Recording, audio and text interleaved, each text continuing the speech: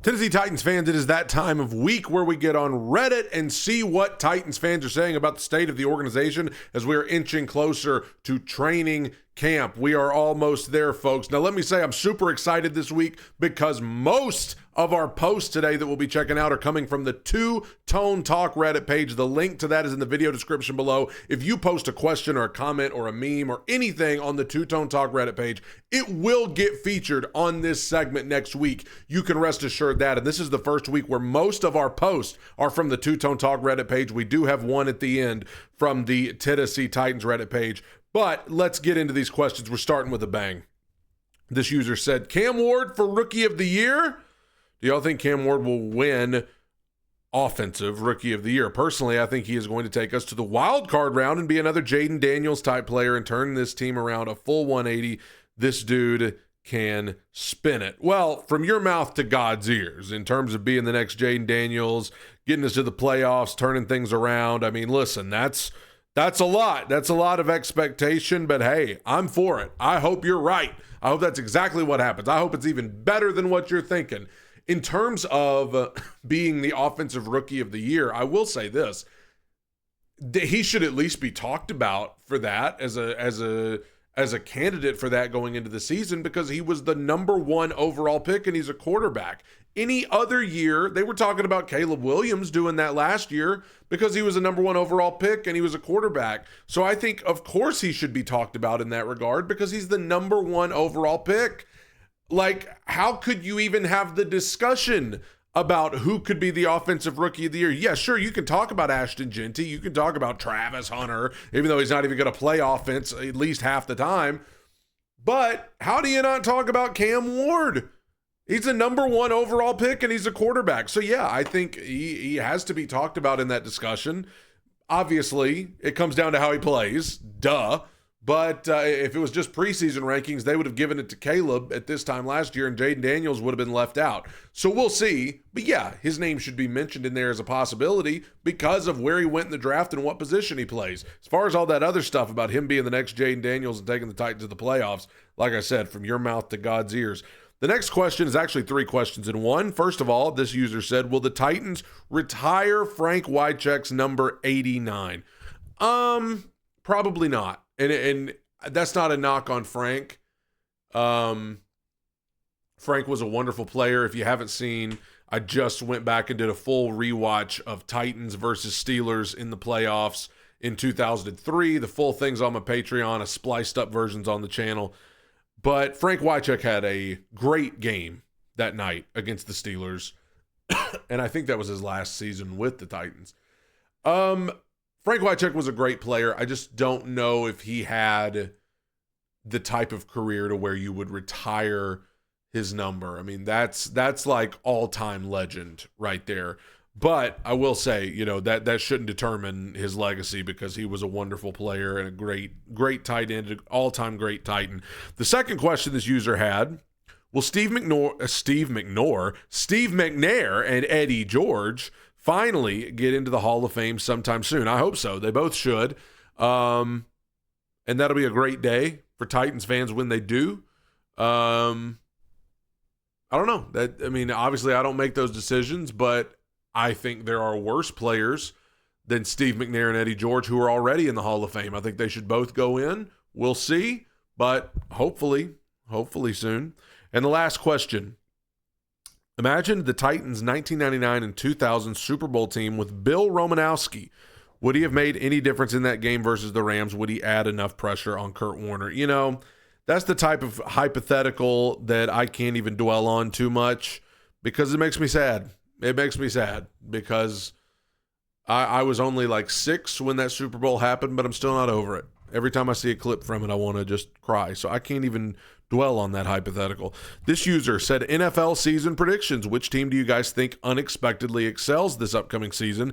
And which team unexpectedly disappoints? There's usually at least one of each every season. Bengals, Jets, and Bears disappointed last year. Commanders excelled. Curious to see what you all think. So let's start with teams that I think could overachieve, because I had a question similar to this on this segment a couple of weeks ago, but I will reiterate. I think the Seattle Seahawks are a team that could that could sneak up on people. I don't think they're like going to be Super Bowl contenders, but I could see them being similar to the Vikings last year, not just because they have Sam Darnold, but I think the Seahawks, I mean, they weren't bad last year. I think they really resemble the Mike Vrabel Titans to me with their coach, McDonald. I mean, I think they kind of have that tough defense. They keep games close. They can hang in there with anybody. Sam Darnold could be their Ryan Tannehill. I think Seattle could be better than people are thinking. And I also mentioned the Raiders.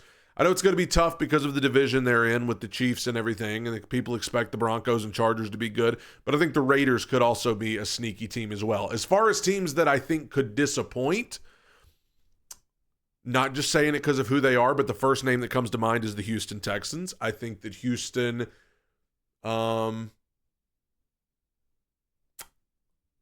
think CJ Stroud is still good, but I think their offensive line is going to be not as good as they were. I think the magic has already started to wear off of that magical run they had a couple of years ago. The defense should be stout, but we all know you're always a couple of injuries away from that going south.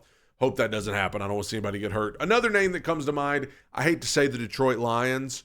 It really felt like last year was the Lions' year, and then the train came off the tracks. So I hope I'm wrong because I like the Lions and I want them to continue to have good times.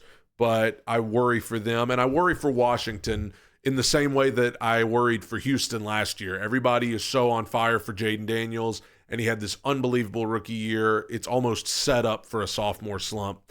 So we'll not to mention they're in a division with the Eagles. This user says, Cam will have Callie no matter what. Hello, Tennessee Titans fans. I'll keep this brief. I truly believe Callie is going to remain with us after this season, regardless of our record. Even if we finish 0-17, he will still be our head coach. We can't have Cam learning a new system every single year. It simply can't happen again. We can't treat him like we did Marcus, Malik, and Will. Therefore, I firmly believe Callie has one of the most secure positions as head coach. He cannot and will not be fired. No matter what occurs this season, Callie is safe. P.S. All the Titans fans who want Callie gone, trust me, you don't want that. We cannot abandon Cam. Well, I will first of all talk about the part I agree with. I agree with the P.S. at the end. For all of those who insist you want the Titans to be bad so they can fire Brian Callahan, I'm just telling you, you want Brian Callahan to do well so that Cam Ward doesn't have to learn a new system going into his second year in the NFL. Also, if given the option, why would you want your head coach to be bad? Why would you want your head coach to not do well? I want Brian Callahan to do well just like I want everyone associated with the organization to do well. The part I disagree with, I do not think that Brian Callahan has one of the most secure head coaching positions in the NFL. I do not agree with that. I think he very well could be fired. I don't think he's on a hot seat, but I do think he's on a warm seat. I think if the Titans were to go 4-13 or worse, I think Brian Callahan will be fired. I totally see what the user is saying about, the Titans don't want to abandon Cam and have him learn a new system. I agree. They don't want that. And I think they're going in saying, unless we are horrible, Callahan is safe. But what if the Titans are horrible again?